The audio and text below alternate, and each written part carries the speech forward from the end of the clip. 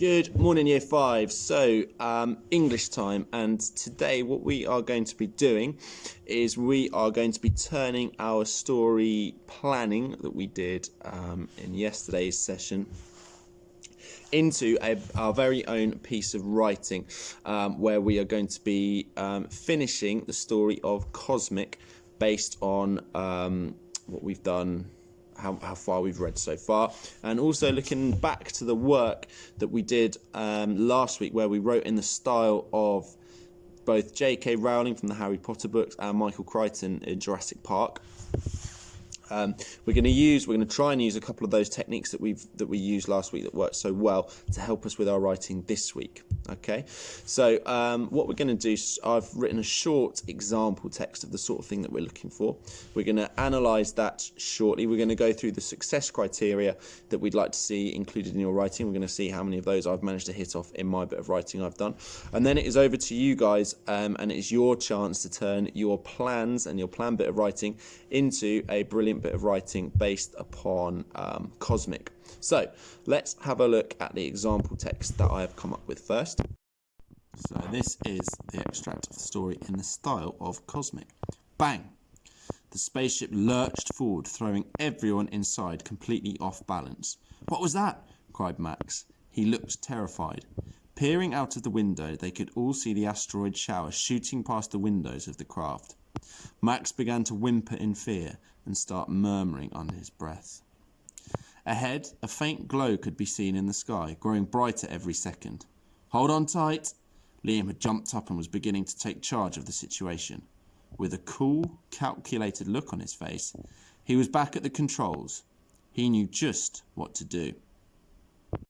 So, first of all, before we start to look at the success criteria, I've had a look back at our work from last week, and I looked at the Harry Potter extract, and in that Harry Potter extract, there was onomatopoeia used really effectively in a single word sentence, which is what I've used there to start things off. Bang!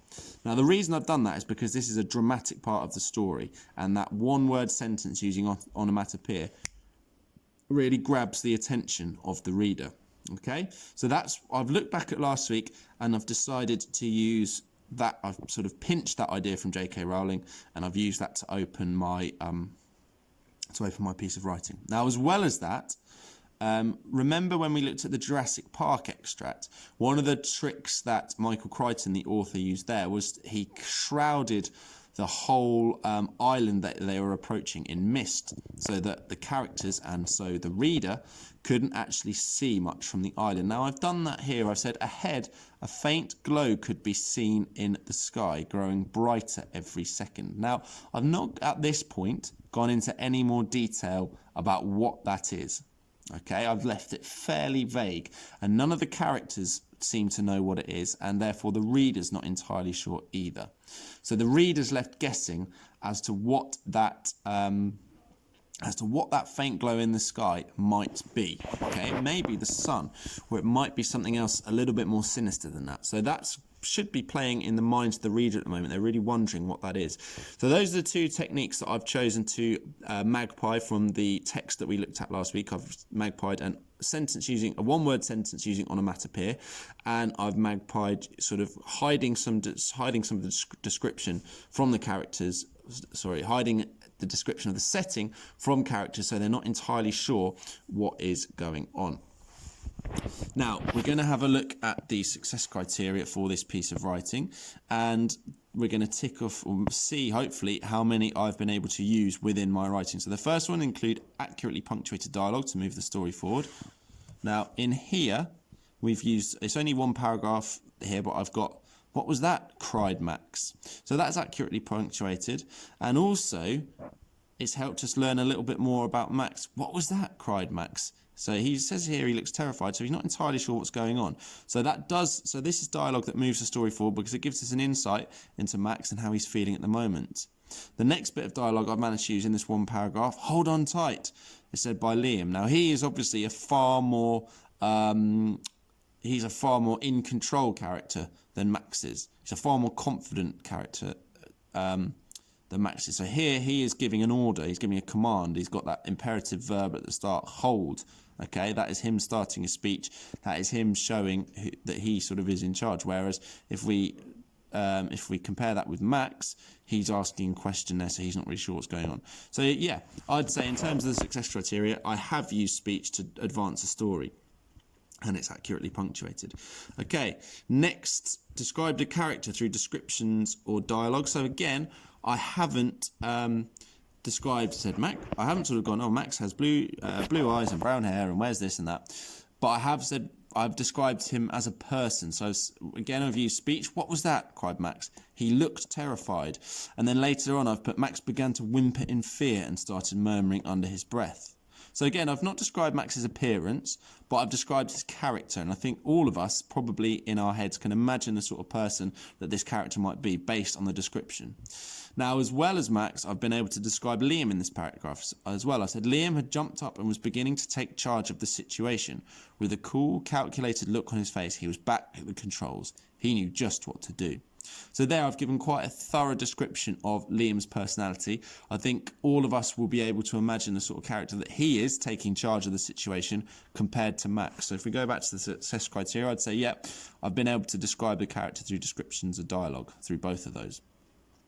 We'll drop down, so paragraphs accurately I will do when I've written more, but at the moment I've just got the one paragraph. Accurate sentence punctuation, capital letters and full stops. Yep, I've got those in. And cursive writing's difficult at the moment because I'm doing it on a laptop, but I promise you I would have used lovely cursive writing if I was writing it by hand. Now this one here, include prepositional phrases to vary sentence starters. Let's have a look at my sentence starters. So I've got the spaceship lurched forward, which isn't great there. I've got speech there, he there, not great, but here we start to get a little bit better. So I've got peering out of the window. I've got a subordinate clause there to start that sentence. Max began to whimper in fear, so we've just used a character there. Here we have got a prepositional phrase, ahead. A faint glow could be seen in the sky. It's telling us where the faint glow could be seen in the sky. And if we look down, here we've got another adverbial with a cool, calculated look on his face.